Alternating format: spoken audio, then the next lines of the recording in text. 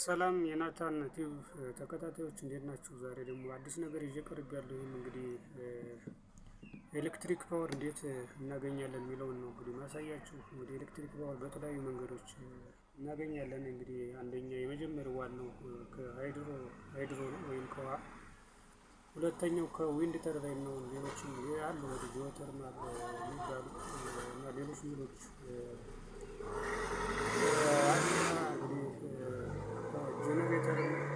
በጀነሬተር አማካኝነት ሊሆን ይችላል እንግዲህ ኤሌክትሪክ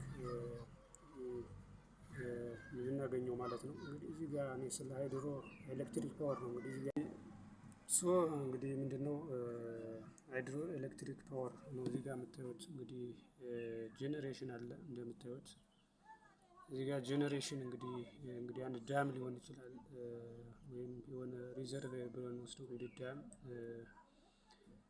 እዚህ ጋር አለ። እንግዲህ ከጄኔሬሽን ወደ ትራንስሚሽን ከትራንስሚሽን ዲስትሪቢዩሽን እንግዲህ ዲስትሪቢዩት ከማድረጉ በፊት እዚህ ጋር ምንድነው ሰብስቴሽን ሊኖር ይገባል።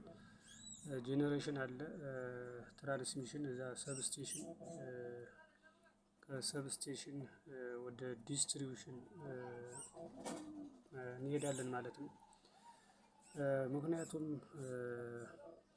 እንግዲህ ኤልፓ ወይም ይሄን ሃይድሮ ፓወር ስንመለከት ምክንያቱም ወደ ሰብስቴሽን እንግዲህ ሰብስቴሽን ማለት እንግዲህ እንደ አንድ ውሃ ግድብ መቁጠር እንችላለን። ምክንያቱም ተጠራቅሞ ነው እንግዲህ ወደ ዲስትሪቢዩት የሚደረገው ወደ ማህበረሰቡ ወደሚፈልገው ቦታ ለምሳሌ ወደ ተቋማት ሊሆን ይችላል ወደ ሆቴሎች ሊሆን ይችላል። በዛም መልክ ነው እንግዲህ ዲስትሪቢዩሽን እንግዲህ ያው ዩቲሊቲ ማለት ነው። እንግዲህ እዚህ ጋር የምታዩት ወደ ኮንሱመር ይላል እንግዲህ ዲያግራሙ እንደምታዩት ሃይድሮ ኤሌክትሪክ ፓወር እንግዲህ ፕሮሰሱን ነው የሚያሳየው። እንግዲህ ፓወር እንዴት እንደሚመነጭ ነው። እንግዲህ ምክንያቱም እዚህ ጋር ተርባይን አለ እንግዲህ በተርባይን አማካኝነት ነው ጄኔሬሽን ላይ ኤሌክትሪክ የሚመነጨው። እዚህ ጋር ፓወር ትራንስፈርመር አለ። እንግዲህ እነዚህ ትራንስሚሽን እነዚህ ሃይ ጋንትሮች ናቸው ትራንስሚሽን ላይን የሚባሉት ማለት ነው። እስከ